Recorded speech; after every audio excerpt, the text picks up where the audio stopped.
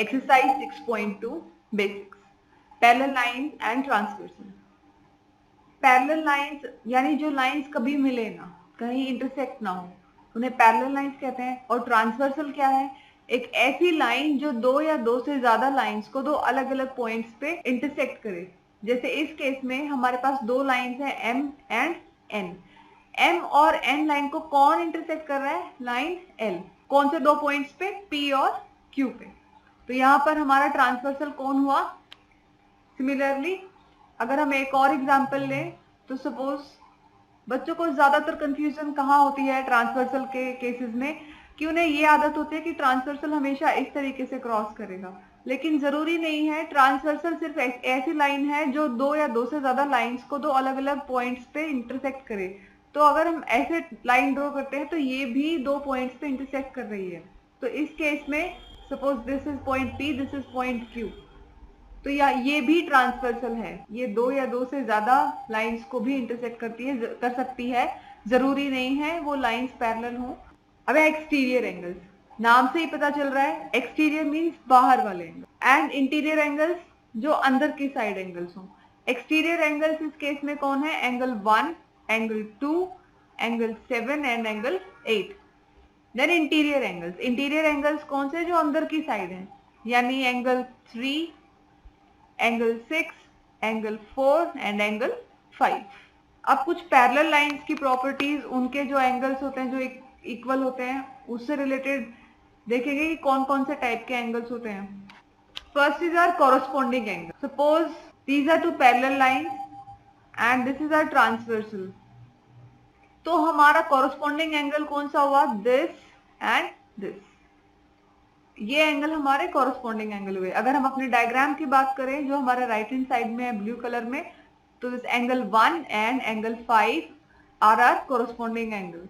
ये हमारे left hand side की बात है। अगर हम राइट हैंड साइड देखें तो ये वाला एंगल और ये एंगल, ये भी कॉरस्पॉन्डिंग है। अगर फिगर में देखें तो एंगल 2 और एंगल 6 हमारे कॉरस्पॉन्डिंग एंगल। अब हम लोअर साइड पे देखें तो हमारा angle 4, that means this angle, and angle 8, ये भी कॉरस्पॉन्डिंग है। यानी अगर हम अपने फिगर में देखें तो ये एंगल और ये एंगल, ये दोनों एंगल भी कॉरस्पॉन्डिंग एंगल है। सिमिलरली इधर वाले ये एंगल और ये एंगल, ये भी कॉरस्पॉन्डिंग एंगल है। Alternate interior angles, again suppose these are parallel lines and this is are transversal. So एक तो ध्यान रखना है इंटीरियर एंगल्स, इंटीरियर यानी अंदर की साइड होंगे। Alternate interior angles means alternate होंगे, एक इस तरफ तो दूसरा दूसरी तरफ। तो that means this angle and this angle, ये हमारे क्या हुए? Alternate interior angle. अगर फिगर की बात करें तो वहां पर क्या है? एंगल 4 और एंगल 6 हमारे इंटीरियर एंगल्स हैं। एंगल 3 एंड एंगल 5, या अपने इस फिगर की बात करें तो ये एंगल और ये एंगल, ये दोनों भी क्या है? अपने ऑल्टरनेट इंटीरियर एंगल्स।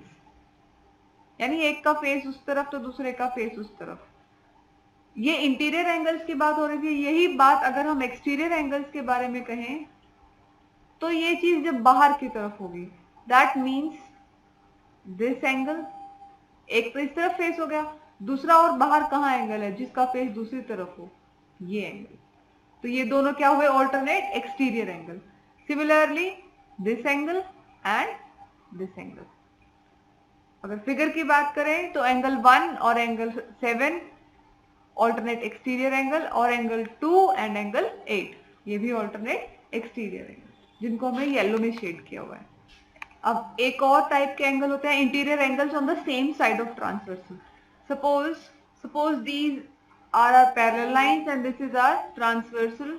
तो हम क्या कह रहे हैं? Interior angles on the same side of transversal. ये हमारा ट्रांसवर्सल है और इसका इंटीरियर साइड, अंदर की साइड, और अंदर की साइड सेम साइड पे अंदर की साइड जो एंगल्स होंगे उनको हम क्या कहेंगे? Consecutive interior angles. Interior angles on the same side of transversal, this and this and this. इनकी क्या प्रॉपर्टी होती है कि इनके एंगल्स का सम 180 डिग्री होता है। Interior angles on the same side of transversal are also called as consecutive interior angles और अलाइड एंगल्स और को इंटीरियर एंगल्स। इन तीनों नाम में से किसी भी एक नाम से हम इसे बुला सकते हैं। इसे हम को इंटीरियर एंगल भी कह सकते हैं, इसे अलाइड एंगल भी कह सकते हैं, इसे कॉन्जिक्यूटिव इंटीरियर एंगल्स भी कह सकते हैं। अब कोरस्पॉन्डिंग एंगल्स एक्सियोम क्या है कि अगर एक ट्रांसवर्सल है जो पैरेलल लाइंस को इंटरसेक्ट कर रहा है तो कोरस्पॉन्डिंग एंगल्स इक्वल होंगे। Axiom 6.3 corresponding angles axiom. पहले तो आप याद कीजिए कोरस्पॉन्डिंग एंगल्स कौन से होते हैं। सपोज ये पैरेलल लाइंस है तो हमारा ये वाला और ये वाला एंगल क्या हुआ, कोरस्पॉन्डिंग एंगल्स। इनके बारे में क्या कहा जाता है कि अगर दो लाइंस पैरेलल हैं और एक ट्रांसवर्सल उन्हें इंटरसेक्ट करता है तो हमारे कोरस्पॉन्डिंग एंगल्स कैसे होंगे, इक्वल होंगे। That mean suppose this is angle 1, this is angle 2, angle 1 is equal to angle 2 क्योंकि वो कोरस्पॉन्डिंग एंगल्स हैं और हमारी लाइंस पैरेलल लाइंस थी। Axiom 6.4.